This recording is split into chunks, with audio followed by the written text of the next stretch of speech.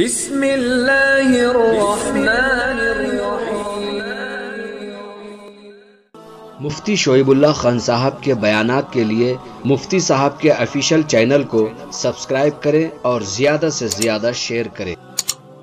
السلام علی اشرف الانبیاء والمرسلین وعلی آلہ وصحبہ اجمعین ومن تبعهم بإحسان إلى يوم الدین۔ اما بعد، فاعوذ باللہ من الشیطان الرجیم، بسم اللہ الرحمن الرحیم۔ والذین جاہدوا فینا لنہدینہم سبلنا وإن اللہ لمع المحسنین۔ صدق اللہ مولانا العظیم۔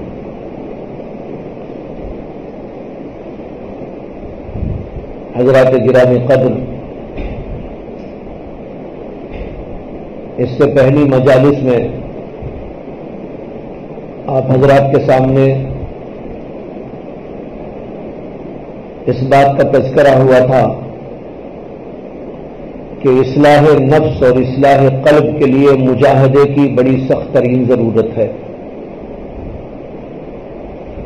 بغیر مجاہدہ انسان کا نفس قابو میں نہیں آیا کرتا۔ جیسے کہ اگر کوئی ہاتھی کو اپنے قابو میں رکھنا چاہتا ہے تو اسے مجاہدات کی بھٹی میں تپا کر اس کے بعد اسے اپنے قبضے میں کر سکتا ہے۔ بالکل اسی طریقے پر انسان کا نفس جب خوب اچھی طرح مجاہدات میں پڑے گا، رگڑے کھائے گا، تب جا کر انسان کا نفس قابو میں آتا ہے اور وہ کام آپ اس سے لے سکتے ہیں جو اللہ اور اللہ کے رسول علیہ الصلاۃ والسلام کی مرضی۔ اور اگر انسان کے نفس کو یوں ہی چھوڑ دیا گیا تو وہ آزاد ہو جاتا ہے، بے قابو ہو جاتا ہے، من مانی کام کرتا ہے اور زیادہ تر اللہ اور اللہ کے رسول علیہ الصلاۃ والسلام کی بغاوت و سرکشی پہ اتر آتا ہے۔ نتیجہ یہ ہوتا ہے کہ انسان کا نفس انسان کو جہنم میں لے جانے کے اسباب تیار کر دیتا ہے۔ اس لیے بڑی سخت ترین اس بات کی ضرورت ہے کہ انسان کو انسان بنانے کے لیے اور نفس کو قابو میں رکھنے کے لیے مجاہدات کرایا جائے۔ اس کا ذکر اس آیت میں ہے جو میں نے پڑھی آپ کے سامنے، والذین جاہدوا فینا لنہدینہم سبلنا وإن اللہ لمع المحسنین۔ قرآن و حدیث کے اندر متعدد مقامات پر مجاہدہ نفس کا ذکر ملتا ہے۔ اس آیت میں جو اللہ نے فرمایا والذین جاہدوا فینا لنہدینہم سبلنا، اس کے اندر بھی نفس سے مجاہدے کا ذکر ہے۔ متعدد حضرات مفسرین نے لکھا ہے کہ اس آیت کریمہ میں مجاہدہ مع الکفار یا جہاد مع الکفار کا ذکر نہیں ہے، بلکہ اس کے اندر ذکر ہے جہاد مع النفس کا۔ جہاد دو طرح کا ہوتا ہے، ایک جہاد کافروں سے ہوتا ہے اور ایک جہاد نفس سے ہوتا ہے۔ جہاد کافروں سے جو ہوتا ہے وہ تو میدان جنگ میں جا کے آپ کرتے ہیں، لیکن ایک روزانہ کا جہاد ہے، اٹھتے بیٹھتے چلتے پھرتے اپنے تمام کاج کام کے ساتھ ساتھ نفس کے ساتھ مقابلہ اور نفس کے ساتھ جہاد۔ یہ اس لیے ضروری ہے کہ اگر یہ نہ کیا گیا تو یہ نفس ہمارا بے قابو رہتا ہے۔ جس طرح کافروں سے جہاد کیا جاتا ہے ان کا قلع کما کرنے کے لیے اور ان کی قوت اور شوکت کو توڑنے کے لیے، بالکل اسی طریقے پر نفس کے ساتھ میں جہاد کیا جاتا ہے اس کی قوت کو توڑنے کے لیے۔ اگر اس کی قوت کو نہ توڑا گیا تو یہ ہمارے اوپر قابض ہو جائے گا، غالب آ جائے گا یہاں تک کہ وہ ہمیں استعمال کرے گا بجائے اس کے کہ ہم اس کو استعمال کریں. اس کے لیے ضرورت ہے مجاہدے کی. بہت سارے لوگ اپنی اپنی مصروفیات میں رہتے ہیں اور اس بات کے خواہش مند بھی ہوتے ہیں کہ ہم کچھ کرنے والے ہو جائیں، لیکن مجاہدے کے لیے تیار نہیں ہوتے. میں نے اس بات پر گزشتہ مجلس کے اندر بھی روشنی ڈالی تھی. جب تک نفس کو مجاہدات میں نہیں لگایا جاتا وہ قابو میں نہیں آیا کرتا. اس کے بعد میں نے یہ عرض کیا تھا کہ نفس کے ساتھ جو مجاہدہ ہوتا ہے یہ 4 طرح سے ہوتا ہے، اور میں نے اس کے نام بھی آپ کو بتائے تھے تاکہ ذہن کے اندر محفوظ رہے اور ضرورت کے موقع پر آپ اس کو سمجھ سکیں. میں نے بتایا تھا کہ 4 طرح کا مجاہدہ ہوتا ہے. ایک کو کہتے ہیں قلت کلام کا مجاہدہ، ایک کا نام ہے قلت منام کا مجاہدہ، اور ایک کا نام ہے قلت طعام کا مجاہدہ، اور ایک ہے قلت اختلاط مع الانام. یہ 4 قسم کا مجاہدہ ہے. قلت کے معنی ہے کمی. کمی کس بات میں؟ 4 چیزوں میں کمی کرنا چاہیے.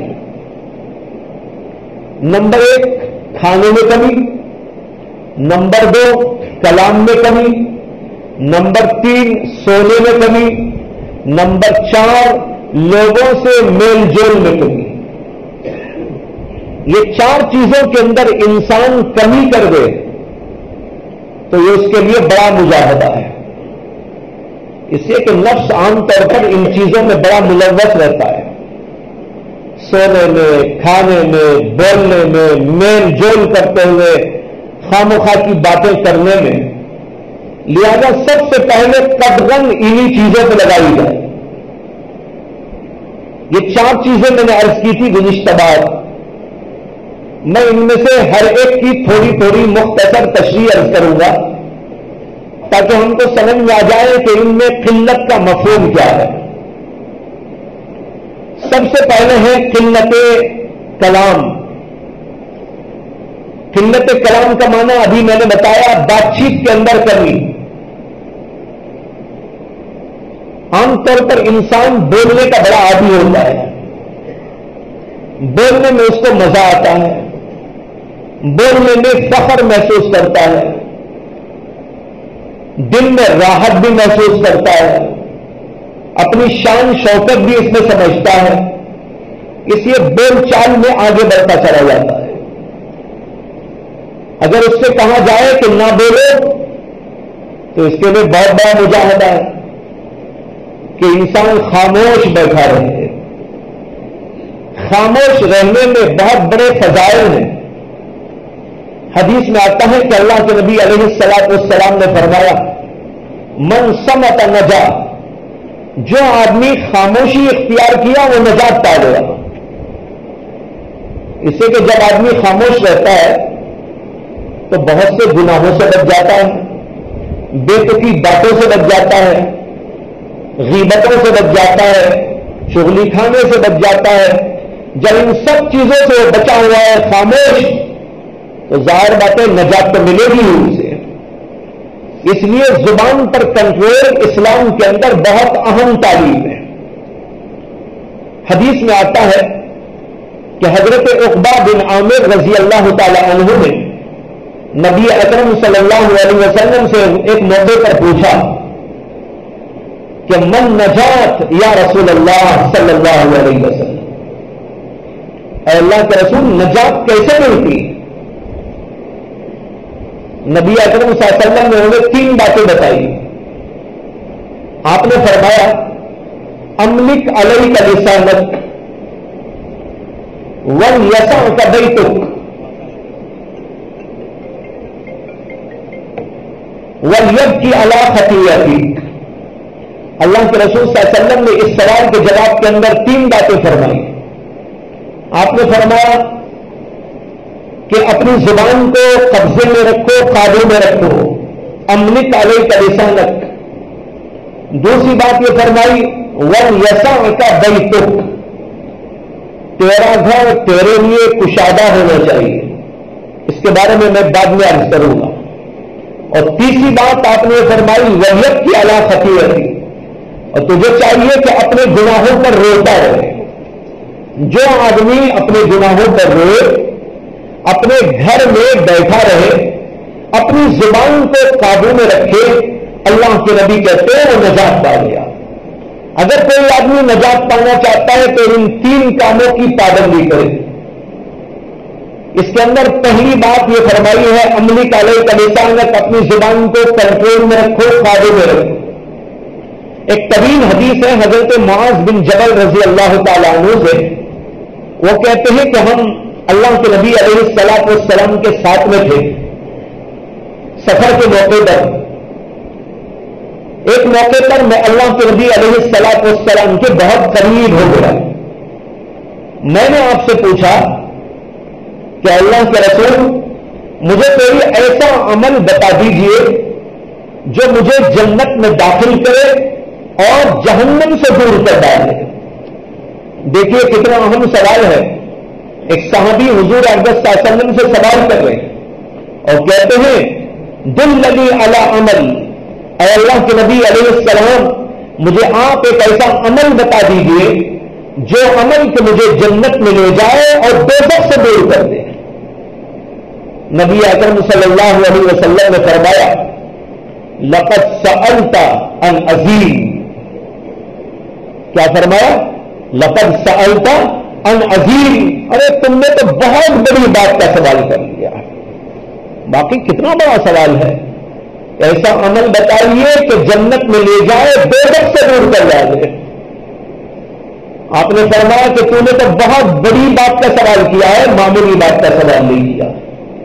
پھر اس کے بعد آپ نے چند باتیں فرمائی. پہلی بات تو یہ فرمائی کہ ایک اللہ کی عبادت کرنا،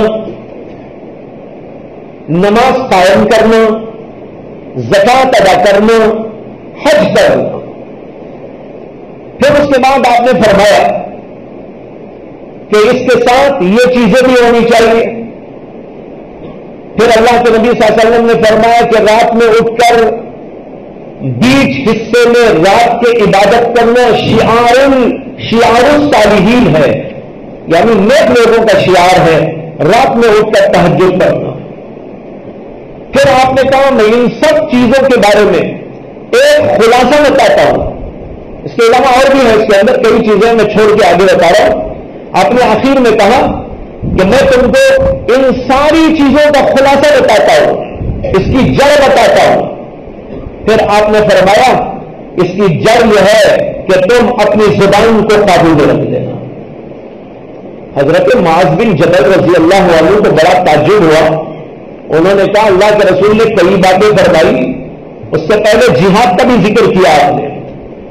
وَالذِّرَّةُ السَّلَامِ الْجِهَادِ، یہ کہنے کے بعد یہ فرمایا کہ میں ان سب کا اصل اور ان کا خلاصہ تم کو بتاتا ہوں، اور فرمایا کہ اپنی زبان کو قابو میں رکھنا. تو حضرت معاذ بن جبل کو تعجب ہوا اور انہوں نے کہا کہ یا رسول اللہ کیا ہم جو کلام کرتے ہیں اس پر بھی ہمارا مواخذہ ہوتا ہے؟ جو ہم بات چیت کرتے ہیں تو کیا اس پر بھی ہمارا مواخذہ ہوتا ہے؟ اللہ کے نبی صلی اللہ علیہ وسلم نے فرمایا کہ انسان اور جہنم میں اس زبان کی کٹی ہوئی چیزوں کے علاوہ کس چیز سے جاتا ہے؟ زبان کی کٹی ہوئی چیزوں سے تشبیہ دی ہے اللہ کے رسول علیہ الصلوۃ والسلام نے. جیسے کھیتی کٹ کے تیار ہوتی ہے، اسی طرح زبان سے بھی کچھ کھیتی ہوتی ہے. وہ کیا ہے؟ غیبتیں، چغلیاں، جھوٹ، مکر و فریب کی باتیں، دل دکھانے والی چیزیں، یہ سب کی سب کھیتی ہے، زبان کی کھیتی.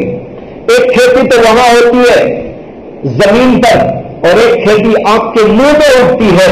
یہ منہ میں اگنے والی کھیتیاں کیا ہیں؟ یہی الٹی سیدھی باتیں. اللہ کے نبی نے فرمایا ان زبان کی باتوں کے علاوہ کون سی چیز ہے جو انسان کو اوجھے میں جہنم میں ڈال جاتی ہے؟ معلوم ہوا کہ زیادہ تر اسی زبان کی وجہ سے انسان جہنم میں جاتا ہے. اس لیے زبان کو کنٹرول میں رکھنے کے لیے بہت تعلیم دی گئی. جب زبان کو کنٹرول میں رکھنا ہے اس کے لیے علماء نے صلحاء نے سامنے سے ایک اصول تیار کیا. وہ اصول کیا ہے؟ قلت کلام. کلام کم ہونا چاہیے. انہی احادیث کی روشنی میں اب یہاں پر ایک بات یہ سمجھیے کہ قلت کلام کا مفہوم کیا ہے. انسان اپنی زبان سے جو کچھ کہتا ہے وہ تین طرح کی باتیں ہوتی ہیں. ایک وہ باتیں جو بڑی اہم اور ضروری اور مفید اور اچھی ہوتی ہیں.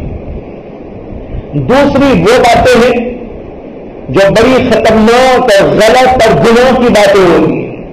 اور تیسری وہ باتیں ہوتی ہیں جن کے اندر کوئی نقصان بھی نہیں ہے اور کوئی نفع بھی نہیں ہے، فضول بکواس. تین ہی قسم کی بات انسان کی زبان سے نکلتی. قلت کا مفہوم یہ ہے کہ دو طرح کی باتوں سے ہم کو پرہیز کرنا ہے. ایک ان باتوں سے جو گناہ کی ہے، دوسرے ان باتوں سے جو کہ فضول اور لغو اور بے تکی باتیں ہیں جس کا کوئی فائدہ نہ دنیا میں نہ آخرت میں. اگر دو طرح کی ان باتوں سے ہم پرہیز کر لیں تو اب تیسری چیز کیا بچتی ہے؟ جو فائدہ مند باتیں، ضرورت کی باتیں، دین کی باتیں، اللہ اور اللہ کے رسول کی باتیں. تو ظاہر بات ہے یہ باتیں جب انسان کہے گا، کتے پر اکتفا کرے گا تو خود بخود قلت کلام ہو جائے گا.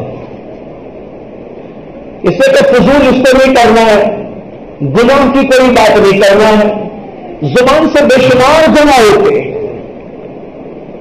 جھوٹ اسی زبان سے نکلتا ہے، غیبت اسی زبان سے ہوتی ہے، الزام تراشی و بہتان ترازی اسی سے ہوتی ہے، کسی کے دل دکھانے کی بات اسی سے ہوتی ہے. اس کے علاوہ بھی 50 قسم کی الٹی سیدھی باتیں اسی زبان سے ہوتی ہے اور فضول بکواس وہ بھی اسی زبان سے. اگر زبان کو کنٹرول میں کر لیا جائے ان تمام قسم کی گناہوں سے اور ان قسم کی جو ہے فضول بکواس سے، تو ظاہر بات ہے بچنے والی چیزیں تو بہت کم رہ جائیں گی. اور اگر وہ بہت بولے گا تب بھی کوئی گناہ نہیں ہے. بس ایک آدمی صبح سے شام تک قرآن پڑھتا رہے، صبح سے شام تک ذکر کرتا رہے، صبح سے شام تک دین کی باتیں بتاتا رہے، صبح سے شام تک کوئی اچھائی کی تعلیم دیتا رہے، کوئی استاد درس و تدریس کے اندر لگا رہے، یا اور کوئی ضرورت والا انسان اپنی ضرورت کی بات زبان سے بولتا رہے، اس میں کوئی حرج نہیں. لیکن یہ تمام چیزیں چھوڑ دو جس کے بارے میں نے عرض کیا، ایک گناہ کی باتیں اور دوسری فضول باتیں. گناہ اور فضول کی باتیں چھوٹ جائیں گی تو جو کچھ رہے گا وہ قلیل ہو جائے گا. یہ ہے قلت کلام کا مفہوم. جو گناہ ہے اسے تو یہ لفظ چھوڑنا ضروری ہے، اس لیے کہ تو جائز نہیں، یہ حرام ہے. غیبت کرنا حرام ہے، الزام تراشی حرام ہے، اور چغلی کھانا حرام ہے، جھوٹ بولنا حرام ہے، دلوں کو دکھانا حرام ہے. اسی طرح جو کچھ غلط وہ سب کا سب چھوڑ دینا واجب اور ضروری ہے. ہر انسان کے لیے ضروری ہے کہ ان چیزوں کو چھوڑ دے. جب سب کے لیے ضروری ہے تو آپ جیسے لوگوں کے لیے تو بہت ضروری ہے. آپ جیسے سے مراد میری یہ ہے جو اللہ کے لیے جمع ہوتے ہیں، جو اللہ کو پانے کا ارادہ کرتے ہیں، جو دین پر قائم رہنے کی جد و جہد کرتے ہیں، جو چاہتے ہیں کہ ہمیں اللہ مل جائے. جس کا یہ ارادہ ہو، جس کی یہ نیت ہو، وہ اگر جھوٹ کو نہ چھوڑے، وہ اگر غیبت کو نہ چھوڑے، وہ اگر بکواس کو نہ چھوڑے، تو بھائی یہ تو بہت ہی عجیب و غریب بات ہے کہ ایک آدمی اللہ کو چاہتا ہے لیکن اللہ کی نامرضیات کو چلتا ہے، زبان کو کنٹرول میں نہیں رکھتا. اس لیے میں نے کہا کہ آپ جیسے لوگوں سے تو بہت ہی مستبعد بات اور تعجب خیز بات ہے کہ اللہ کو چاہتے ہوئے بھی کوئی آدمی جھوٹ بولے. لیکن آج دور بڑا خطرناک دور ہے، غیبتوں کا دور، الزام تراشیوں کا دور. جھوٹ کو لوگوں نے ہنر سمجھ لیا ہے. جھوٹ بولنے کو سمجھتے ہنر ہے، جتنا ہم جھوٹ بول بول کر کمائیں گے، جتنا جھوٹ بول بول کر لوگوں کو گمراہ کریں گے، لوگ سمجھتے ہیں کہ ہم نے تو بہت بڑا کارنامہ انجام دے دیا۔ بھائیو، یہ ایسے دور سے ہم جب گزر رہے ہیں تو ہمارے لیے، آپ کے لیے بہت ہی ضروری ہے کہ ہم اپنی زبانوں کو کنٹرول میں رکھنے کی کوشش کریں۔ اگر ایک آدمی ایک بھی فضول بات کرتا ہے، گناہ کی بات نہیں بول رہے ہیں، گناہ کی بات تو ہے ہی گناہ، اگر فضول بات بھی کرتا ہے اس کے دل کے اوپر کالا داغ پڑ جاتا ہے۔ جب کالا داغ فضول گفتگو سے پڑتا ہے تو آپ ذرا سوچ سکتے ہیں جھوٹ سے کیا ہوتا ہوگا حال، غیبت کرنے سے کیا ہوتا ہوگا حال، اسی طرح اور گناہ کی باتوں سے کس قدر ہمارا دل سخت بھی ہو جاتا ہوگا، کالا اور انتہائی ملوث ہو جاتا ہوگا، اس کا ذرا اندازہ کرنا چاہیے۔ تو لہٰذا تمام قسم کے گناہ جتنے بھی ہیں زبان سے ہونے والے، ان تمام گناہوں سے یک لخت توبہ کر کے چھوڑ دینا چاہیے۔ ارادہ ہے یا خالی سن کے چلے جانا ہے؟ یہ کوئی واز کی مجلس نہیں ہے، یہ جیسے عام طور پر باز ہوتا ہے، میں بھی جاتا رہتا ہوں دنیا بھر میں، میں یہ نہیں سمجھتا اور میں یہ چاہتا بھی نہیں کہ یہ مجلس بھی اسی طرح کی مجلس ہو جائے کہ لوگ کچھ جمع ہو جائیں، اس کے بعد باز بیان سن لیں اور پھر اس کے بعد میں چلے جائیں۔ یہ نہیں، بلکہ ارادے کیجئے، نیتیں کیجئے، عمل شروع کر دیجئے۔ یہ عہد کر لیجئے، آج سے میں کوئی جھوٹی بات اپنی زبان پہ نہیں لاؤں گا، کوئی غیبت کا جملہ میری زبان پہ نہیں نکلے گا، کسی کے اوپر کوئی الٹی سیدھی بات کبھی میں نہیں کروں گا۔ جو گناہ کی بات، ان تمام چیزوں سے یک لخت توبہ کر کے اپنے آپ کو پاکیزہ بنانے کی کوشش کریں، ایک کام کے لیے۔ دوسرے یہ ہے کہ جو فضول گفتگو اور بکواس ہوتی ہے اس کو بھی چھوڑ دیں۔ بہت سارے لوگ گناہ کی بات تو نہیں کرتے لیکن فضول بات میں مبتلا رہتے ہیں۔ فضول کیا چیز ہوتی ہے؟ فضول کی تعریف یہ ہے کہ جس گفتگو سے نہ آخرت کا فائدہ ہے نہ دنیا کا فائدہ۔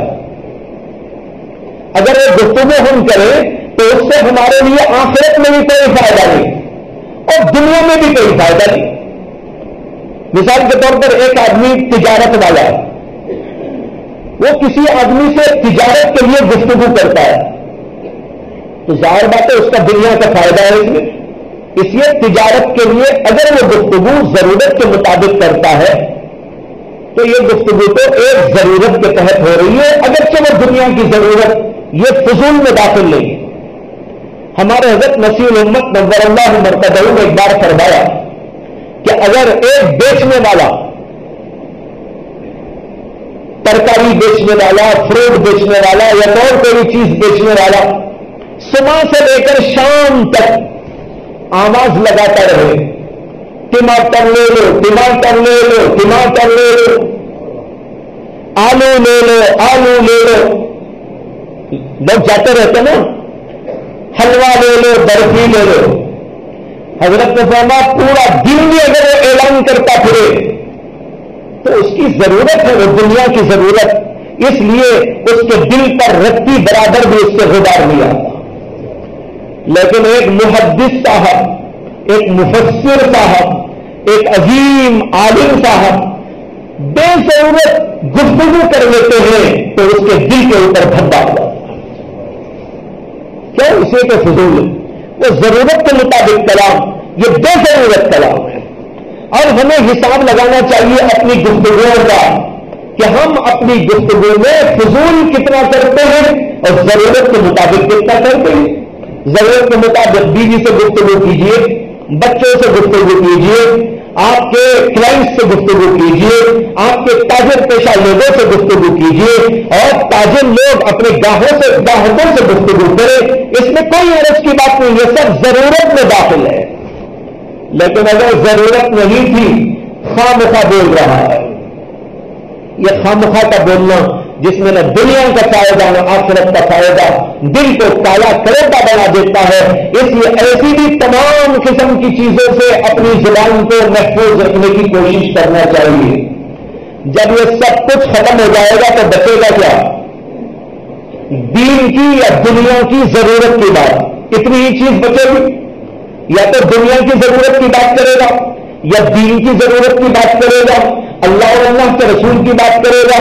اور اس کے اندر یہ بھی داخل ہے کہ ہم کلام اللہ کی تلاوت کیا کریں، ذکر اللہ زیادہ سے زیادہ کیا کریں. یہ قلت کلام کا جو عنوان ہمارے اکابر حضرات نے پیش کیا ہے، اس کا مقصد دراصل یہ ہے کہ حرام گفتگو سے اور فضول گفتگو سے انسان کو بچا کر وہ سارے کا سارا وقت نیکی کے کاموں میں لگا دے. لہذا قلت کلام اگر پیدا کرنا ہو، یعنی کم سے کم گفتگو کرنا ہو، اس کا بڑا آسان طریقہ یہ ہے کہ اپنی زبانوں پر ذکر اللہ کو داخل کر لو. تصویر رکھو اپنے ہاتھ میں، ہر وقت سبحان اللہ الحمدللہ یا اور کچھ لا الہ الا اللہ لا الہ الا اللہ پڑھتے رہیں. کوئی ضرورت کی بات سامنے آئی آپ بول دیجئے، پھر شروع کر دیجئے اپنا ذکر. اگر کوئی حافظ قرآن ہے تو قرآن کی آیتیں تلاوت کرتا ہے، ضرورت کے موقع پر گفتگو کر لے. یا اپنا اور کوئی دین کا یا دنیا کا کام کرتا ہے، ضرورت پڑے تو گفتگو کرے، بغیر ضرورت کے گفتگو نہ کرے. اگر اس طریقے پر ایک آدمی اپنی زندگی کے اندر اپنی زبان پر کنٹرول کر لیتا ہے تو وہ قلت کلام والا خود بخود ہو جاتا ہے.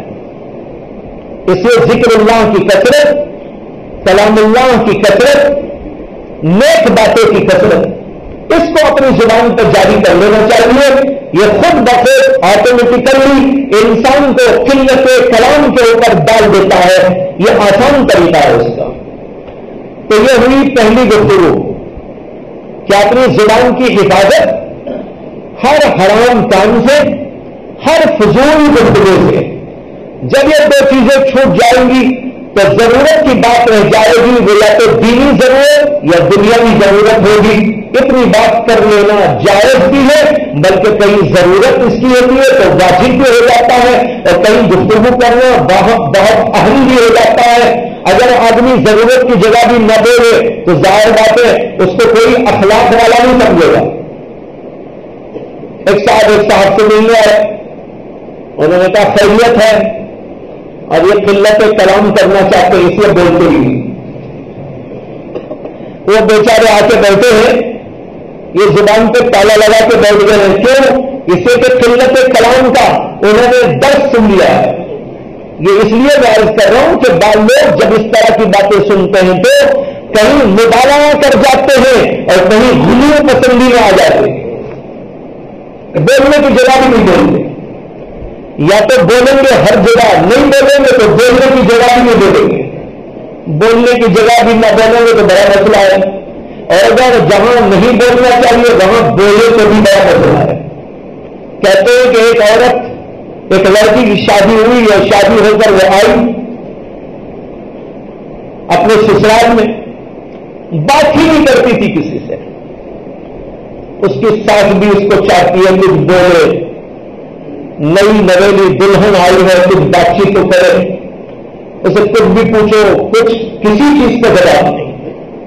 شوہر بات کرنا چاہتا ہے بات نہیں کرتی، یہ بات کرنا چاہتی ہے ساس بات نہیں کرتی، سسر بات کرنا چاہتا ہے بات نہیں کرتی، اور جائے گھر کی اور عورتیں اور کوئی بات کرنا چاہتا ہے کسی سے بات نہیں کرتی. ایک دن اس کی ساس نے کہا کہ جو ہے تم آ کر اتنے دن ہو گئے کسی سے بات چیت ہی نہیں کرتی، کم از کم کچھ تو گفتگو کر لیا ہے. تو اس نے کہا کہ اگر میرا شوہر مر جائے تو مجھے کہاں رہنا ہوگا. گفتگو کا آغاز ہوا تو یہ ہوا. اس نے کہا اوہ تیری تو زبان نہ کھلنا ہی اچھا. کہتے ہیں کہ امام ابو یوسف رحمۃ اللہ علیہ درس دے رہے تھے، حدیث پاک کا درس یا فقہ کا درس، مسئلے مسائل پڑھا رہے تھے. پڑھاتے پڑھاتے انہوں نے ایک مسئلہ پڑھایا کہ سورج کے غروب ہونے پر افطار کر لینا چاہیے. روزہ رکھنے والے کو کب تک روزہ رکھنا ہے؟ غروب تک. جب غروب آفتاب ہو جائے تو اس وقت میں آدمی کو افطار کر لینا چاہیے. ایک طالب علم وہاں بیٹھتا تھا جو کبھی کچھ نہیں پوچھتا تھا، اور جو طلبا تھے وہ تو پوچھتے تھے، معلوم کرتے تھے، سمجھتے تھے، اشکالات کرتے تھے، جوابات لیتے تھے، لیکن ایک طالب علم ایسا تھا جو کبھی نہیں بولتا تھا. اسی سے ایک دن، یہ 10 سے ایک دن پہلے امام ابو یوسف نے اسے تنبیہ کی اور کہا کہ بھائی تمہارے سارے ساتھی پوچھتے ہیں، معلوم کرتے ہیں، لیکن تم کچھ نہیں پوچھتے، خاموش بیٹھے رہتے، تم بھی کچھ پوچھ لیا اس کو. اس کی بات سمجھ میں آ گئی کہ مجھے بھی پوچھنا چاہیے. اب دوسرے دن یہ مسئلہ پڑھایا گیا کہ روزہ رکھنے والا روزہ رکھے گا. کب سے روزہ رکھے گا؟ صبح صادق سے غروب آفتاب تک. جب غروب آفتاب ہو جائے تو روزہ اس کو توڑ دینا، یعنی افطار کر لینا چاہیے. وہ طالب علم پوچھنے لگا کہ حضرت اگر کبھی غروب نہ ہوا تو کیا کرنا چاہیے؟ اگر کبھی غروب ہی نہ ہوا تو کیا کرنا چاہیے؟ حضرت نے فرمایا کہ بھائی تیرا نہ بولنا ہی اچھا ہے. بولا تو ایسی بات بول رہا ہے جو انہونی ہے. تو خیر، تو میں نے اس لیے عرض کیا کہ غلو نہیں ہونا چاہیے. دین کی ہر بات معتدل ہو. دین کی ہر بات میں خود ہی اللہ نے رسول نے اعتدال رکھا ہے. اگر ہم اعتدال سے ہٹ جائیں گے وہ پھر دین ہی نہیں رہے گا. دین تو معتدل ہے، جو غیر معتدل ہو دین ہی نہیں ہو سکتا. اب یہاں پر یہ سمجھنا ہے کہ ہمیں گناہوں سے بچنا ہے، اپنی زبان کو غلط کی باتوں سے بچانا ہے، فضول باتوں سے بچانا ہے. لیکن جہاں دنیا کی یا دین کی کوئی ضرورت پیش آئے وہاں پر بولنا چاہیے، وہاں بھی نہ بولنا یہ غلو ہے. ایسی جگہ ضرورت پڑ رہی ہے، بولنا ہے تو بولنا چاہیے. کوئی آدمی ملنے کے لیے آیا، جیسے کہ میں نے مثال دی، اب ایک ضرورت ہے، اب وہ چاہے یہی ضرورت کیوں نہ ہو کہ ایک آدمی کا دل خوش کر دینا ہے. جو آدمی آیا آپ سے ملنا چاہتا ہے، مسافہ کرنا چاہتا ہے، اب خاموش بیٹھ گئے، بات ہی نہیں کی، تو نتیجہ کیا ہوگا؟ ظاہر بات ہے اس کا دل کھٹا ہوگا. اب یہاں اس کی اسی ضرورت کو پیش نظر رکھے، بلکہ اس کی کیا اپنی یہ ضرورت کہ میں اس کا دل خوش کروں تاکہ اللہ کے نزدیک مجھے کچھ ثواب مل جائے. اس لیے اب وہ بولتا ہے بھائی خیریت ہے کیا؟ چنانچہ اکابر کو دیکھا گیا بڑے مصروف رہتے، بڑے اہم کاموں میں رہتے، لیکن جب کوئی آ جاتا ہے تو بادل ناخواستہ ہی صحیح اس سے مل لیتے ہیں اور اس سے بول لیتے ہیں. یہ بولنا اگرچہ وہ سمجھتے ہیں کہ میرا کام فضول جا رہا ہے، لیکن اس کے باوجود اس لیے بول لیتے ہیں کہ آنے والے کا دل کھٹا نہ ہو جائے. تو بہرحال ایسی کوئی ضرورت پیش آ رہی ہے دینی دنیاوی، اس وقت میں بولنا چاہیے، بلا ضرورت نہیں بولنا چاہیے. ان چند باتوں کے اہتمام کے ساتھ ہم اس مجاہدے پر عمل کر سکتے ہیں جس کا نام ہے قلت کلام.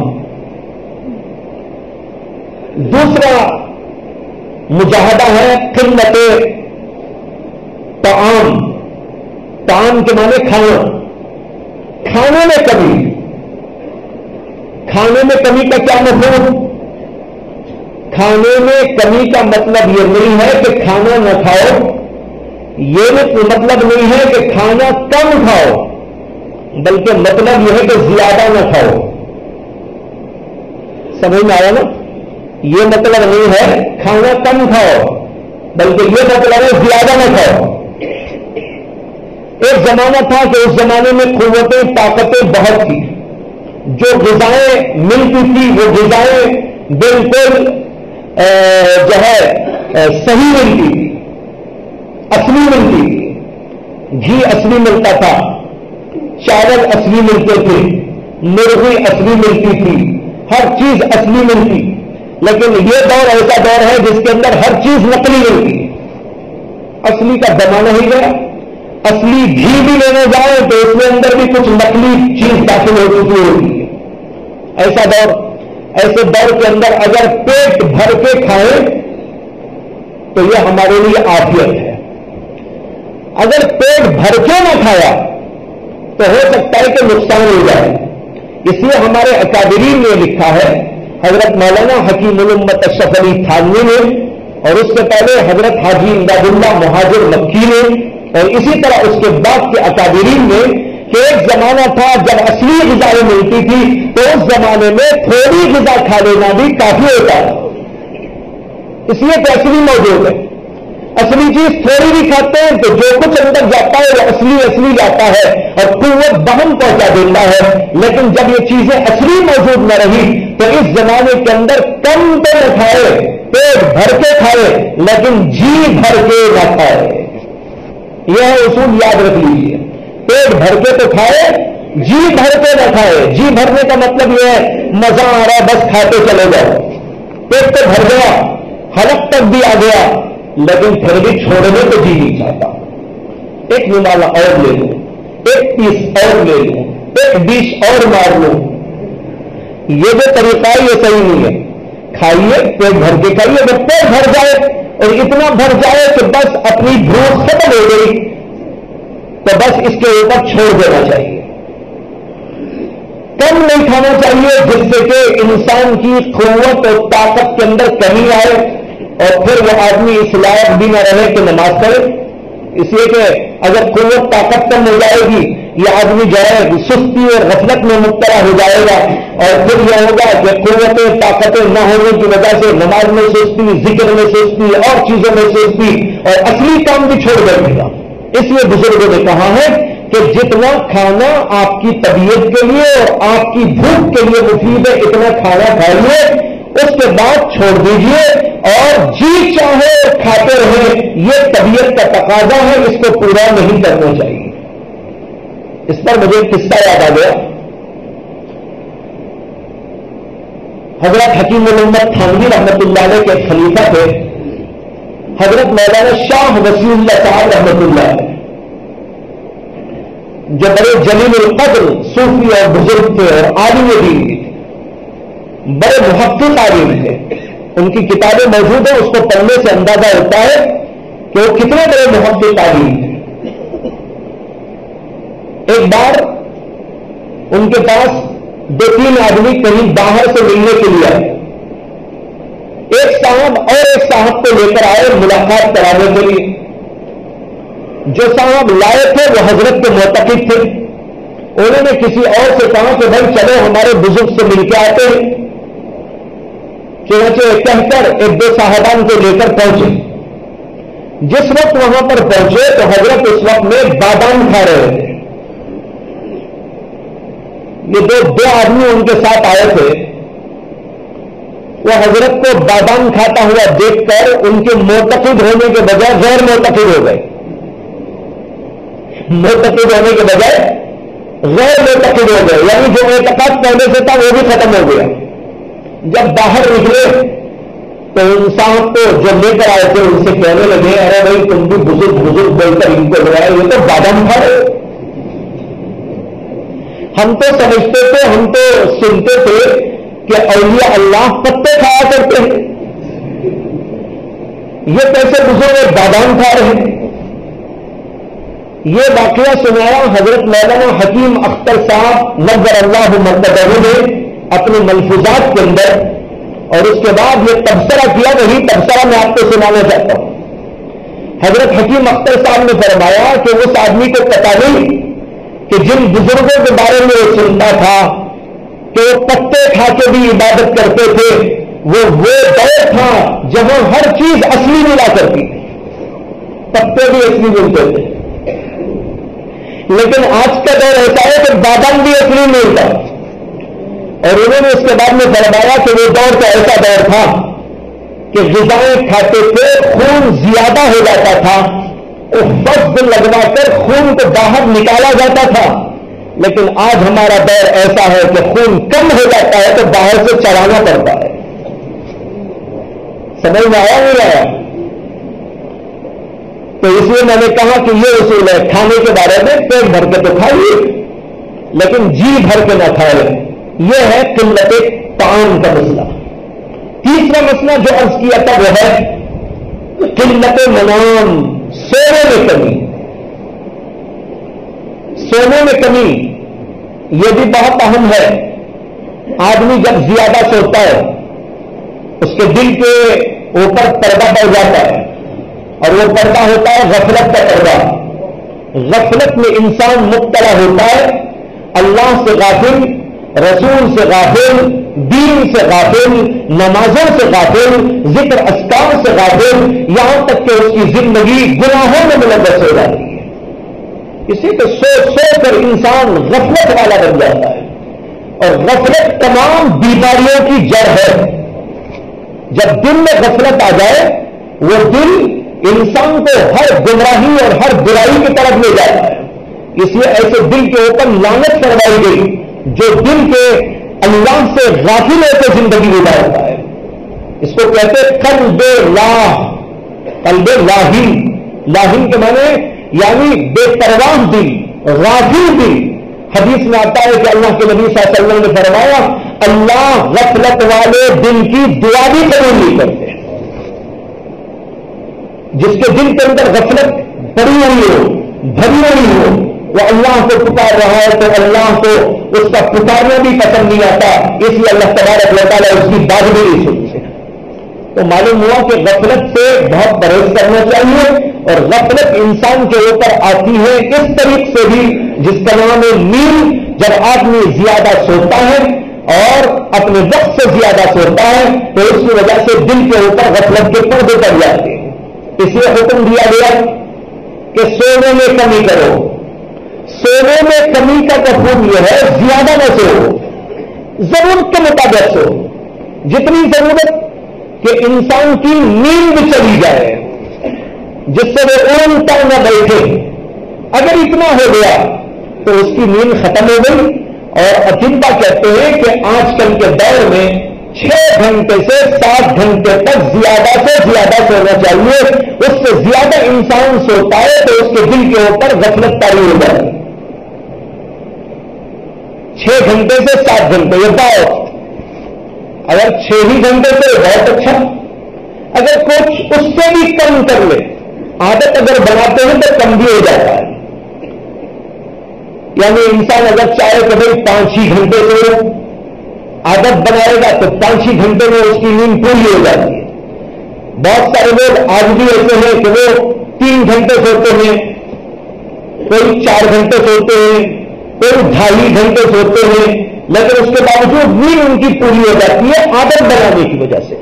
بہرحال اگر عادت ایسی بن جائے تو جس قدر اپنی عادت ہے سونے سے نیند ختم ہو، غفلت دور ہو جائے اور انسان اٹھنے کے بعد اپنا کام کاج سہولت کے ساتھ میں کر سکے، اس قدر سو لینا کافی ہے۔ اس سے زیادہ سوتا رہے گا انسان کے دل کے اوپر غفلت کے پردے چھا جاتے ہیں اور انسان گمراہیوں کی طرف چلا جاتا ہے۔ چنانچہ سب سے پہلا نقصان اس کا یہ ہے کہ جو لوگ سونے کے عادی ہوتے ہیں غفلت کے ساتھ، وہ عام طور پر فجر کی نماز نہیں کرتے۔ کتنے لوگ ہیں ماشاءاللہ ذکر کے اذکار کے عادی،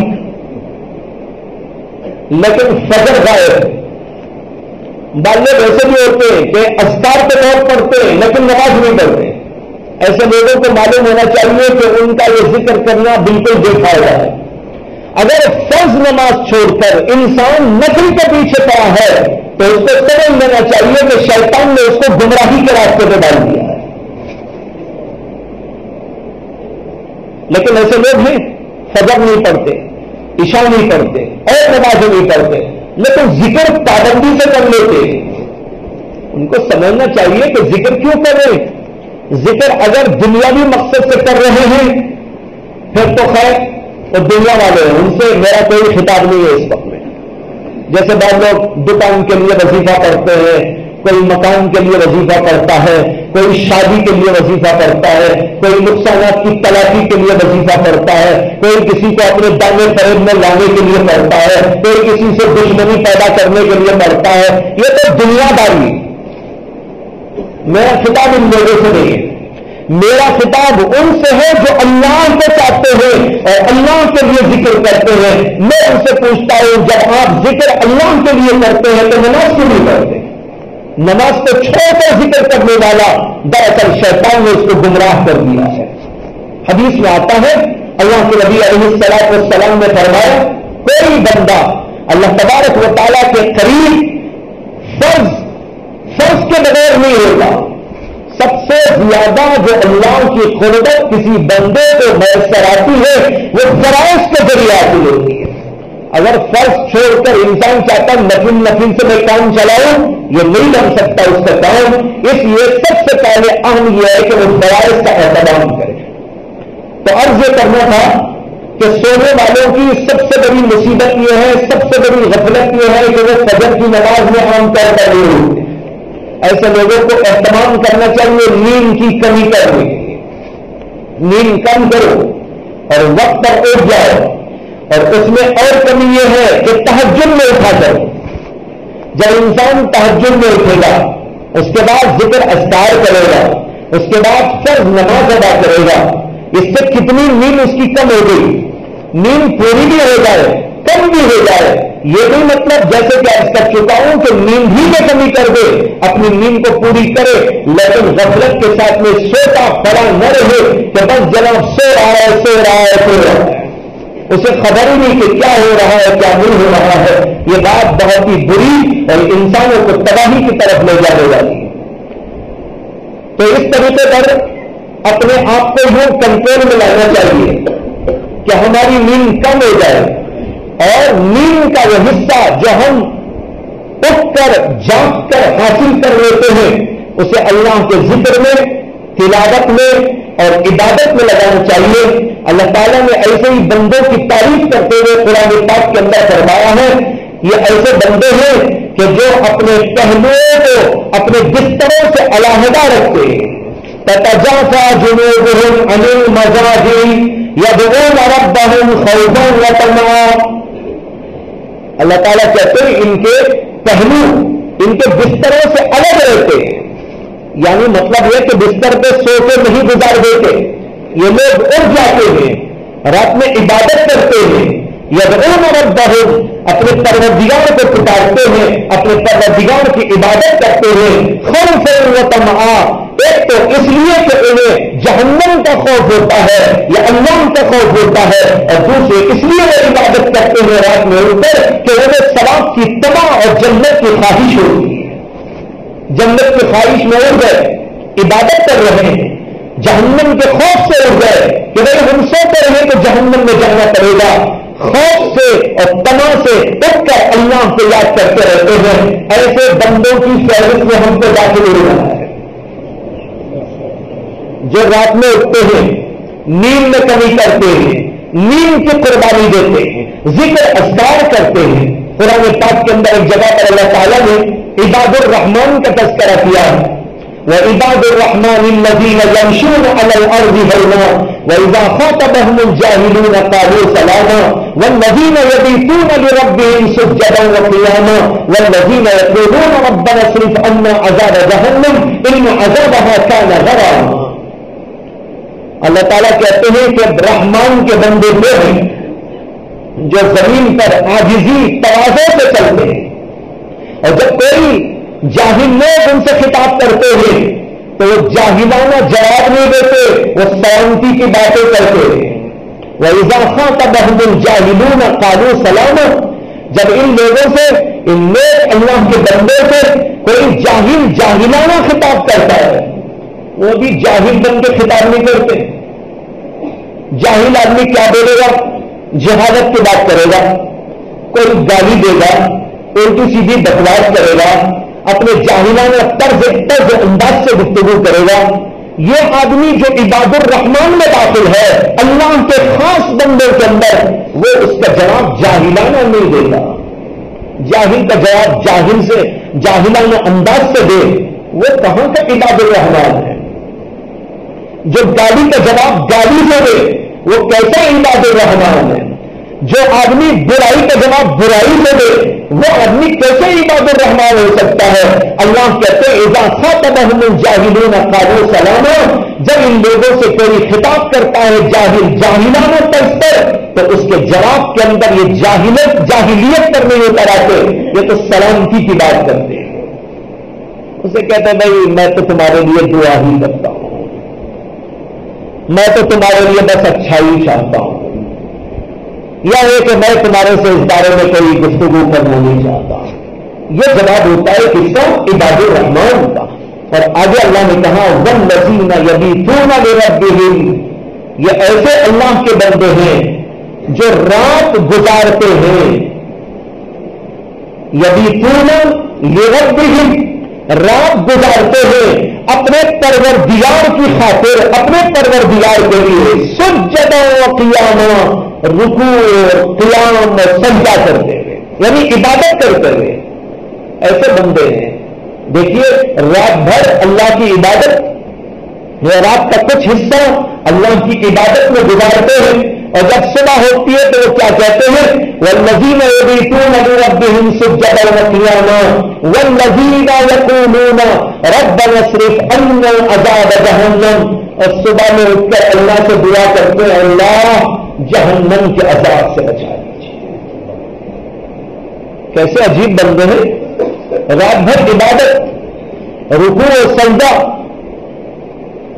اور جب صبح ہو رہی ہے اللہ سے یوں نہیں کہتے اے اللہ میں نے بڑی عبادت کی ہے، میں نے بڑی ریاضت کی ہے، میں نے بڑا مجاہدہ کیا ہے، میری عبادت قبول کر کے مجھے جنت عطا کر دیجیے. اس کے بجائے کیا کہتے ہیں ربنا اصرف عنا عذاب جہنم، اے اللہ عذاب جہنم سے بچا دیجیے. کیا تعلق ہے دونوں میں؟ بظاہر تو یہ ہونا چاہیے نا کہ جب رات بھر عبادت کیے ہیں تو اب اللہ سے یوں کہتے ہیں اللہ میں نے عبادت کی ہے قبول کر کے جنت عطا کر دیجیے. اس کے بجائے یہ اللہ کے بندے وہ ہیں جو عبادت کر کے اللہ سے کہتے ہیں جہنم سے بچا دیجیے. علماء نے نقطہ لکھا ہے کہ کچھ لوگ تو وہ ہوتے ہیں جو عبادت کر کے اپنی عبادت کو سمجھتے ہیں کہ ہم نے کچھ کیا ہے.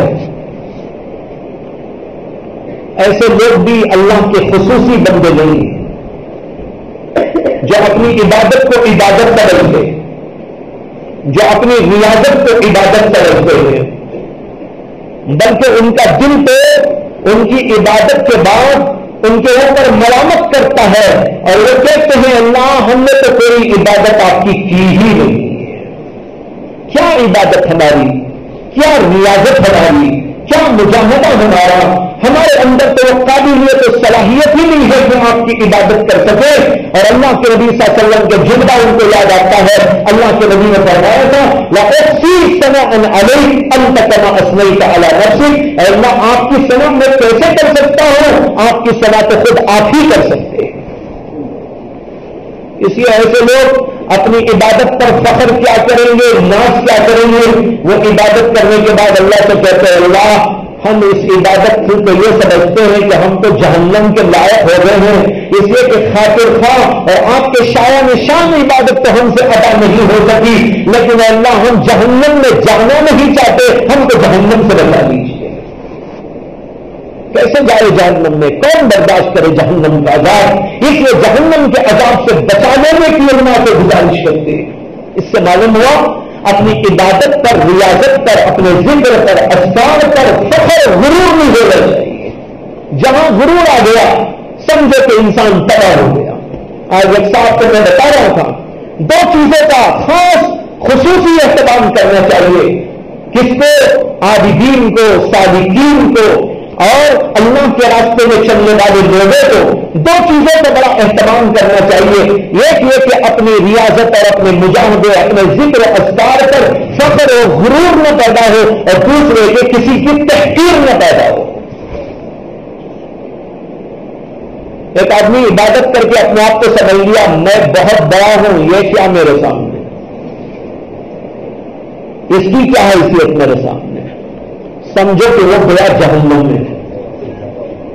اسی طرح جو آدمی عبادت کر کے سمجھ لیا میں بہت بڑا آدمی ہوں، میری عبادت ایسی، میری ریاضت ایسی، میرا مجاہدہ ایسا، سمجھیے کہ وہ بھی گیا کام سے. اس لیے ہر عابد اور زاہد اور ہر اللہ کے کام میں لگے ہوئے انسان کو دو باتوں کا خصوصی طور پر اہتمام کرنا ہے. اپنے اندر فخر و غرور و تکبر آگے نہ دینا اور کسی اور کی تحقیر کو اپنے دل کے اندر نہیں لانا. تو یہی اس کے اندر سبق ملتا ہے. تو میں بتا رہا تھا یہ اللہ کے بندے ہیں جو رات کی عبادت کرتے ہیں، اپنی نیند کی قربانی دیتے ہیں، ہم لوگوں کو اسی طرح تہجد کے لیے اٹھنا ہے. اللہ کے نبی علیہ السلام کا معمول تو یہ تھا کہ کبھی کبھی پوری رات عبادت کرتے تھے اور بسا اوقات آپ کے پیروں پر ورم آ جاتا تھا اور حضرات صحابہ عرض کرتے تھے کہ یا رسول اللہ آپ اس قدر عبادت اور مجاہدہ کیوں کرتے ہیں اور اپنے آپ کو اس قدر تکلیف میں کیوں ڈالتے ہیں جبکہ اللہ نے آپ کو تو اگلے پچھلے گناہ کے معاف ہونے کا مژدہ سنا دیا ہے. اللہ کے نبی صلی اللہ علیہ وسلم اس کے جواب میں کہتے تھے افلا اکون عبدا شکورا, کیا میں اللہ کا شکر گزار بندہ نہ بنوں؟ اگر ہم ایسا نہیں کر سکتے تو بھائی چند رکعتیں تو پڑھ سکتے ہیں. رات میں اٹھ کر نیند کی قربانی دے کر قلت منام میں یہ ہے کہ آپ اپنی رات میں سو کر اپنی نیند کو پوری کریں اور پھر رات کے ایک حصے میں اٹھو اور پھر اللہ کے سامنے حاضر ہو جاؤ, اللہ کے دربار میں حاضر ہو جاؤ. یہ وقت بڑا مبارک وقت ہوتا ہے. ایک حدیث میں آتا ہے جس کو امام بخاری نے بھی اور امام ترمذی نے اور بھی بہت سارے محدثین نے روایت کیا. حضرت ابو ہریرہ رضی اللہ تعالیٰ عنہ کہتے ہیں کہ رسول اللہ صلی اللہ علیہ وسلم نے فرمایا کہ اللہ تبارک و تعالیٰ ہر روز رات کا 1/3 حصہ گزر جانے کے بعد پہلے آسمان کو نزول کرواتے.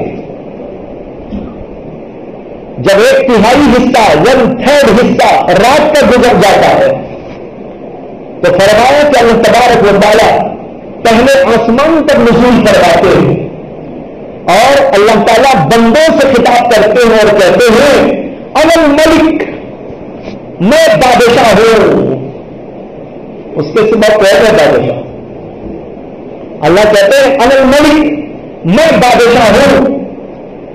تم میں سے جو میرے سے مانگنا چاہتا ہے مانگ لے, میں اس کو دینے کے لیے تیار ہوں. جو میرے سے دعا کرنا چاہتا ہے وہ دعا کر لے, میں اس کی بات سننے کے لیے تیار ہوں. کون آدمی میرے سے اپنے گناہوں کے لیے استغفار کرنا چاہتا ہے وہ کر لے, میں اس کے گناہوں کی بخشش کرنے والا ہوں. اللہ کے نبی نے فرمایا یہ سلسلہ برابر پوری رات جاری رہتا ہے 1/3 رات کے بعد سے یہاں تک کہ فجر طلوع ہو جائے. فجر طلوع ہوئی اور ایک حصہ ختم ہو گیا. معلوم ہوا کہ بڑا مبارک وقت ہوتا ہے وہ جو تہجد کا وقت ہوتا ہے 1/3 رات کے بعد. اگر 1/3 نہیں تو 2/3 کے بعد اٹھیے اور اس وقت میں اللہ کو یاد کیجیے, نماز پڑھیے, اللہ کو بلائیے, گڑ گڑائیے, اس کے سامنے پلائیے, روئیے. یہی اللہ تبارک و تعالیٰ کو بہت پسند آتا ہے. اس طرح اپنی نیند کی قربانی دینا یہ ہے قلت نماز. یہ ہو گئی 3 چیزیں. پہلی بات میں نے بتائی تھی قلت کلام, دوسری بات بتائی تھی قلت طعام, اور تیسری بات میں نے بتائی قلت منام یعنی سونے میں کمی. اور سونے میں کمی کا یہ مفہوم میں عرض کر دیا. اور آخری چیز ہے قلت اختلاط مع الانام. انام کہتے ہیں لوگوں کو, انام ایک ہے انعام. عربی پڑھنے والے جانتے ہیں کیا فرق ہے دونوں میں. اس سے یہ بھی معلوم ہوتا ہے صرف ایک آئین کا فرق ہے دونوں کے درمیان. انعام کے معنی تو انسان, انعام کے معنی چوپائے جانور. بیچ میں سے عین نکال دو انعام بن جائے گا, عین لگا دو تو انعام بن جائے گا. اگر انعام مر انعام کے حمزہ پر زیر لگا تو انعام بن جائے گا. اس سے معلوم ہوتا ہے کہ اوپر جانے والے انعام بن جاتے ہیں, نیچے آنے والے انعام پا جاتے ہیں. یہی پر فرق ہے نا زیر و زبر کا. زبر لگا دو اونچا ہو گیا, فخر والا, غرور والا, وہ کیا بن جائے گا؟ کل انعامی بل ہم ازل, جانور کی طرح بن جائے گا اللہ کی نگاہ میں. اور اگر نیچے آ جائے گا زیر لگا دیں گے اسے تو ہو جائے گا انعام. تو معلوم ہوا جس آدمی کے اندر زیر پن یعنی تواضع انکساری ہوتی ہے اللہ کے پاس وہ انعام پا جایا کرتا ہے. خیر بتانے یہ تھا کہ انعام کے معنی ہے انسان, اختلاف کے معنی میل جول. قلت اختلاف کا مفہوم ہوا میل جول میں کمی. کس کے ساتھ میل جول میں؟ مع الانام، انسانوں کے ساتھ میل جول میں. لوگوں کے ساتھ میل ملاپ کم کرو، جتنا کم کریں گے فائدے میں رہیں گے. اسی سے بزرگوں نے کہا خلوت کی زندگی ایک ہوتی ہے، جلوت کی زندگی ایک ہوتی ہے، خلوت کی زندگی. جلوت کیا ہے؟ لوگوں سے ملنا، ان سے مل رہا ہے، ان سے مل رہا ہے، یہاں جا رہا ہے، بازار پہ جا رہا ہے، گھر میں بھی لوگوں کے ساتھ بیٹھا ہوا ہے. اور یہ ہوتا ہے جلوت. خلوت کیا ہے؟ تنہائی کے اندر رہنا، جہاں پر اس کے ساتھ صرف اللہ کی ذات ہو، اس کے سامنے اللہ ہو، اللہ کی عبادت ہو، اللہ کا ذکر ہو، اللہ تعالیٰ کے لیے تسبیح ہو، وہ اللہ کے سامنے ہاتھ پسار کے رو رو کے مانگ رہا ہے. یہ ہے خلوت کی زندگی.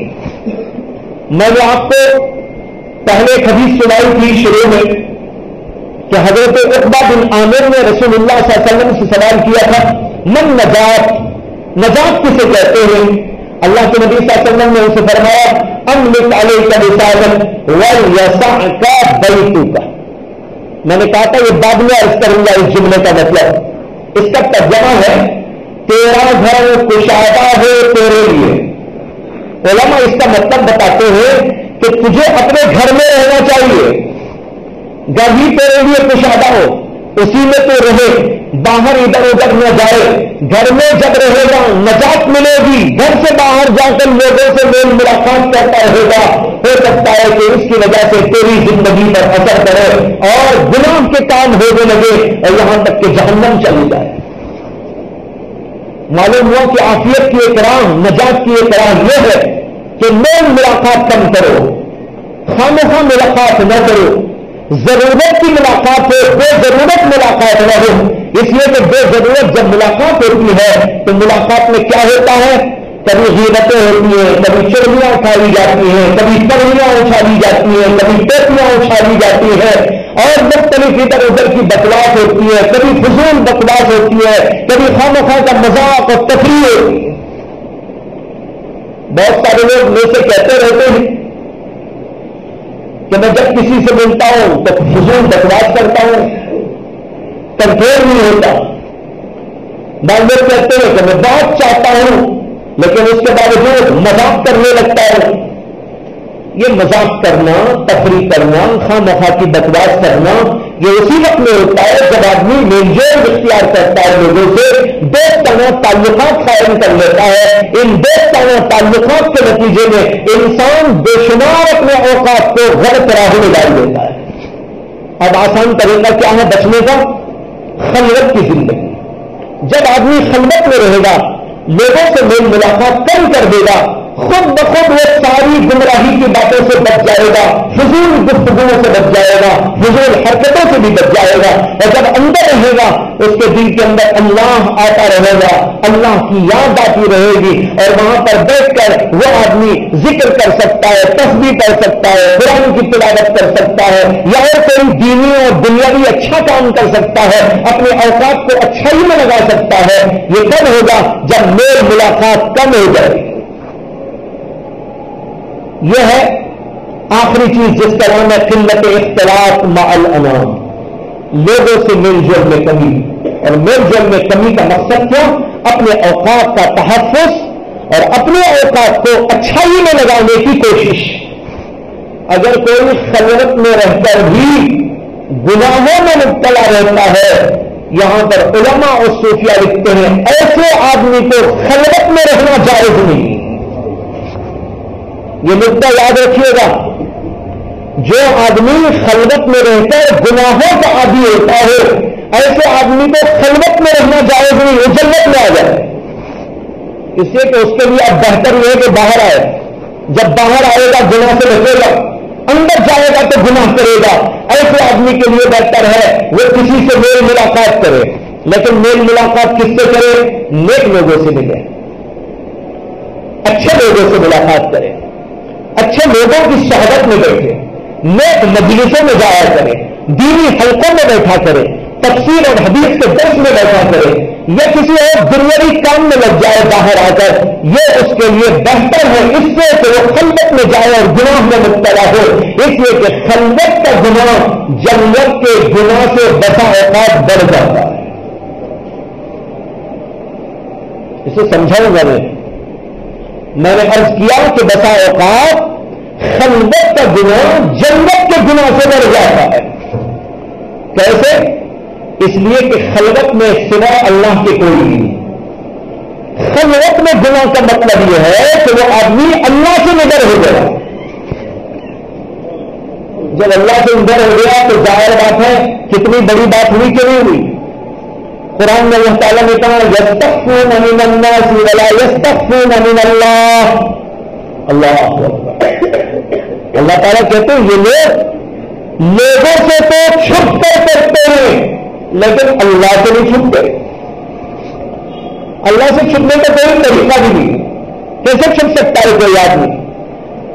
لوگ انسانوں سے چھپ جاتے ہیں، میرے ابا جان دیکھ رہے ہیں چھپ جاؤ، دادا جان دیکھ رہے ہیں چھپ جاؤ، نانا جان دیکھ رہے ہیں چھپ جاؤ، امی جان دیکھ رہی ہے اور میں ہو جاؤ، اور فلاں صاحبان دیکھ رہے ہیں کہیں چھپ کر چلے جاؤ اور وہاں کرو۔ اب یہ آدمی جو انسانوں سے چھپ کر کہیں جا رہا ہے اس کو سوچنا ہے یہ انسانوں سے تو چھپ گیا لیکن خدا سے تو کبھی چھپ نہیں سکتا۔ اللہ کو وہیں پاؤ گے جہاں تک جاؤ، دریا میں جاؤ خدا وہاں موجود، صحراؤں میں جاؤ تو خدا وہاں موجود، گھر میں آؤ تو وہاں خدا تمہارا موجود، مسجد میں جاؤ وہاں تمہارا خدا موجود۔ کون سی جگہ ہے جہاں اللہ نہیں ہے؟ اس لیے اللہ سے تو کوئی چھپ نہیں سکتا۔ اللہ بندوں کا شکوہ کرتے ہیں یستخفون من الناس ولا یستخفون من اللہ، لوگوں سے تو چھپتے ہیں اللہ سے نہیں چھپتے، اور اللہ سے چھپنے کا کوئی طریقہ بھی نہیں۔ تو اس لیے یہ بات ذہن میں رہنا چاہیے کہ جو لوگ خلوت میں رہ کر گناہ میں مبتلا ہو جاتے ہیں وہ لوگ خلوت میں رہنے سے گریز کریں، ان کے لیے بہتر ہے کسی جگہ جائے۔ لیکن یہ بات ہے کہ خلوت میں جنت میں آئے تو نیک لوگوں کے پاس بیٹھے، اچھے لوگوں کے ساتھ میں بیٹھے۔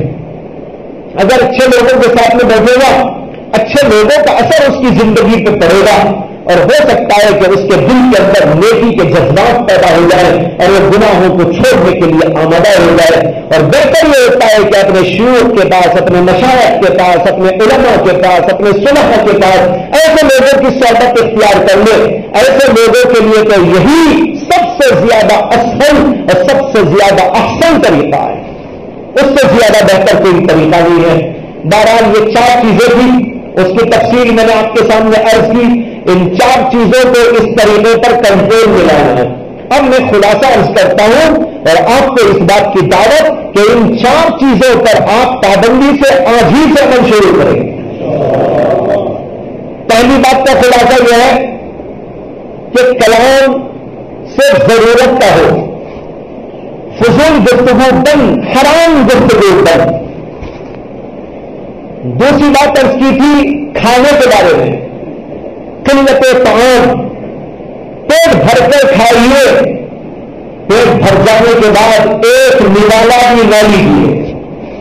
اگرچہ جی چاہ رہا ہے کھانے کو لیکن آپ کہیں نہیں، اس لیے کہ یہ لذت کہتا جو کھا لیتے ہیں تو اس سے بڑے ہی اندر غلط جذبات پیدا ہو سکتے ہیں۔ ایک لطیفہ سنا دو، حضرت تھانوی نے لکھا ہے، ان کے زمانے کا لطیفہ،